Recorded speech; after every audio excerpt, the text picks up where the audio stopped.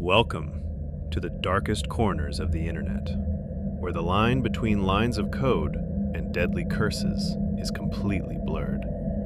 They say the web connects everyone, but for Leo, it was a gateway straight to a hell with no escape.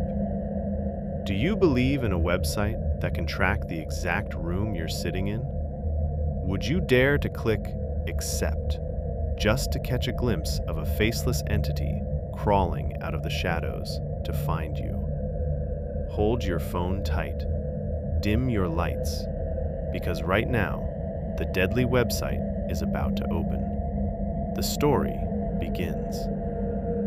Leo's parents always told him the internet was just a giant trash can filled with scams. But to Leo, a 16-year-old American kid obsessed with hunting urban legends on the deep web, the virtual world was where the most thrilling secrets were hidden.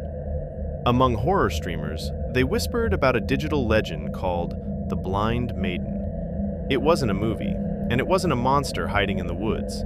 It was a website, a malicious website that could read your deepest fears and steal your sight. Netizens rumored that this site had its own strict rules. If you wanted to get in, you had to meet 5 brutal conditions. 1. The clock must hit exactly 12 a.m. 2. You must be completely alone in the house. 3.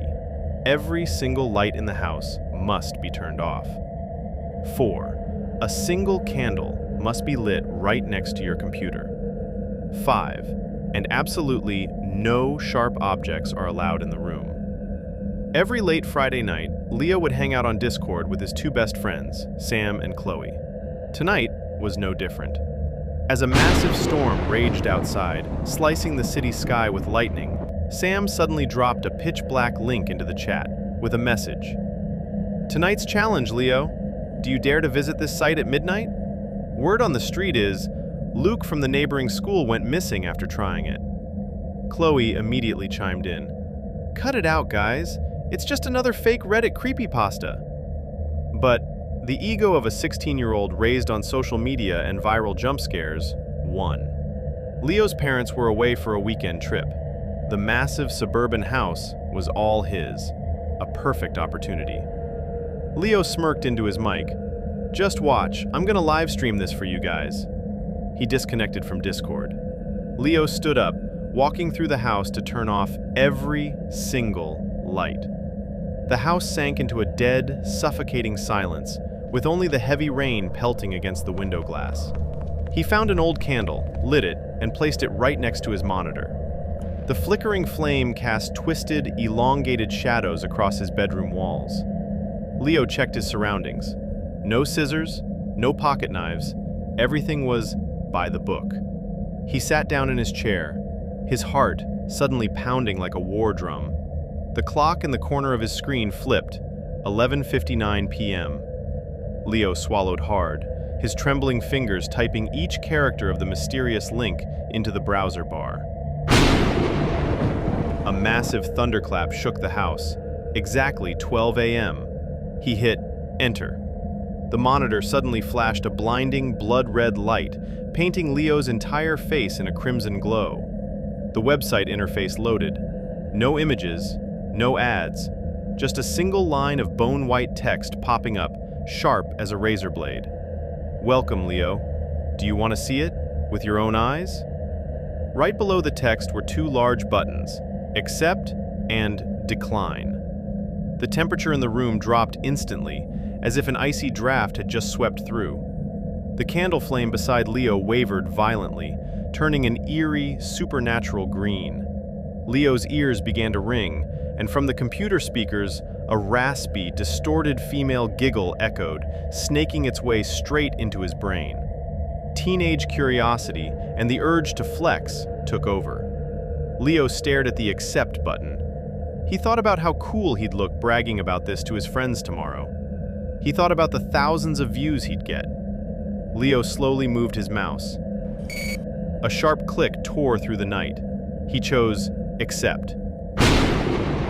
The webcam on Leo's computer automatically turned on, its green LED light glowing brightly. But what appeared on the screen made his stomach turn. Instead of showing Leo's face, the monitor started rolling a rapid slideshow of horrific images. They were pictures of kids, teenagers right around his age. All of them were sitting in front of their computers, but their eyes were completely gone.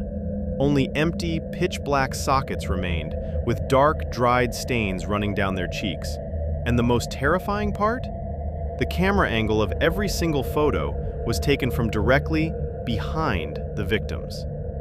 Leo began to shake. A bone-chilling realization hit him. He slowly spun around to look into the dark void behind his chair. No one was there. But when he turned back to the monitor, the webcam was now live streaming him. And in the dark corner, right behind Leo's chair, a tall, distorted silhouette was slowly taking shape.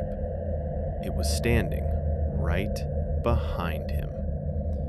Leo's bedroom fell into a dead silence. The only light left was the dying green candle flame.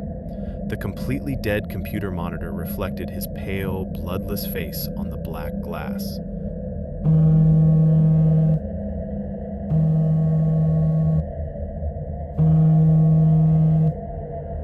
The phone in Leo's pocket vibrated frantically. He flinched, clumsily pulling it out. The screen lit up with dozens of missed calls and non-stop alerts from his friends. "Leo, what the hell is happening? We just saw your stream. There's something... A woman in black clothes just walked out of your closet and is standing right behind you. Leo, answer us. Stop playing around. Get out of the house right now." Leo's hand shook so violently he almost dropped the phone. He tried to type a reply, but at that exact moment... Downstairs, the heavy hinges of the front door groaned loudly. His parents weren't supposed to be back until Sunday. The front door was always locked with 3 deadbolts, yet right now, it was swinging wide open. Footsteps. Not shoes, not slippers. It was the sound of bare, wet feet slapping against the hardwood floor. The footsteps were slow, steady, and merciless, beginning their ascent up the stairs, straight toward Leo's bedroom. Terror triggered his survival instinct. Leo knew he had to hide, but rule number 5 flashed in his mind: no sharp objects. He had no knife, no weapon to defend himself. He was completely defenseless. He scanned the room. The wooden walk-in closet was his only option. He rushed inside, sliding between thick winter coats, and pulled the door almost shut, leaving a tiny 2-centimeter crack to spy on the room. He clutched his phone tightly against his chest, trying to control his frantic gasps. The footsteps reached the second floor. Despite the thick hallway carpet, Leo could hear long, sharp fingernails dragging against the drywall, creating a screeching sound that pierced his ears. A shadow passed the crack.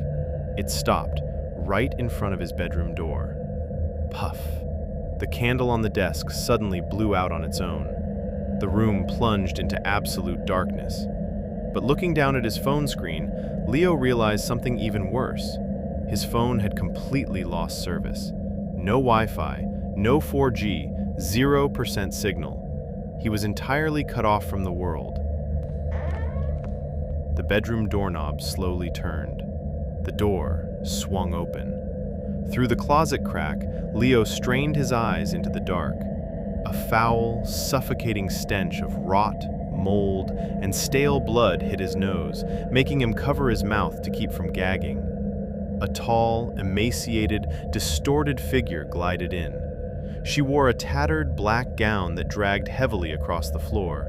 Her head was covered by a thick black lace veil, completely hiding her face. She didn't walk. She hovered through the space. Reaching the center of the room, she stopped. Her bony neck snapped violently with a sickening crack, crack. Then, she began to whisper. Her ghostly voice didn't come from her mouth. It echoed directly inside Leo's brain, raspy, hollow, and chilling. "Leo, where are you? You clicked accept. You wanted to see me, didn't you?" Leo stared in absolute horror as the figure slowly raised her gray, skeletal hands and lifted the black lace veil. Under the faint glow of his dying phone screen, Leo saw her face. It was paper white and wrinkled like a corpse. And worst of all, where her eyes should have been, there were only two deep, hollow, pitch-black sockets dripping with a dark, foul fluid. She had no eyes. "Leo, I see you." The demonic voice pierced his mind again. She began to glide around the room, but she wasn't searching randomly. She was heading straight for the closet. Her long nails scraped against the wooden door. The terrifying sound was right at Leo's ear, separated only by a thin layer of wood. Leo's heart beat so hard he thought she could hear it. In sheer panic, his sweaty fingers lost their grip. The phone slipped and hit the closet floor. The screen flashed once, then died completely. The room fell into absolute pitch-black darkness. The scratching stopped. A suffocating silence lasted for 3 agonizing seconds. Bang! The closet door was violently ripped open by an invisible force. An ice-cold hand, hard as stone, shot into the dark, wrapping tightly around Leo's throat. It lifted the 16-year-old into the air like a rag doll. Leo kicked and thrashed wildly, but it was useless. The blind maiden brought her eyeless face inches from his. From her hollow sockets, 2 streams of black smoke crept out, wrapping around Leo's face. He tried to scream, but his throat was choked shut. His consciousness faded into the void, with her raspy, distorted giggle being the last thing he ever heard. The next morning, bright sunlight streamed through Leo's bedroom window. Police sirens wailed loudly through the quiet suburban neighborhood. Sam and Chloe stood behind the yellow tape, pale and crying as investigators entered the house. But as the police searched every inch of the property, there were no signs of forced entry. The front door was still locked from the inside. Leo's room was perfectly neat. The candle had melted into a puddle of wax on the desk. Leo had vanished without a trace. A young police officer walked over to Leo's desk to look for clues. Strangely, the computer that had died the night before suddenly booted up on its own. The screen displayed the dark interface of the blind maiden. The officer moved the mouse and clicked on the Victim Collection tab. The website had just updated with its newest photo. In the picture was Leo. He was sitting inside his closet, his face frozen in pure, unadulterated terror. But what made the officer gasp and nearly drop his notepad was Leo's eyes in the photo. They were completely gone, replaced by 2 bloody black ribbons wrapped tightly around his face. The curse had found its next perfect piece. Do you hear that whisper? Leo's story ends here, and he has become a permanent part of the Blind Maiden's collection. That website is still drifting somewhere in the dark corners of the internet, waiting for the next curious soul to click at midnight. What do you think is scarier? Leo's foolish curiosity that made him press accept? Or the fact that this website actually exists and your computer might be opening it right now? Hit follow and drop your thoughts in the comments below. Don't forget to dim your lights, because who knows, the blind maiden might be standing right behind you. Good night, and sleep tight if you can.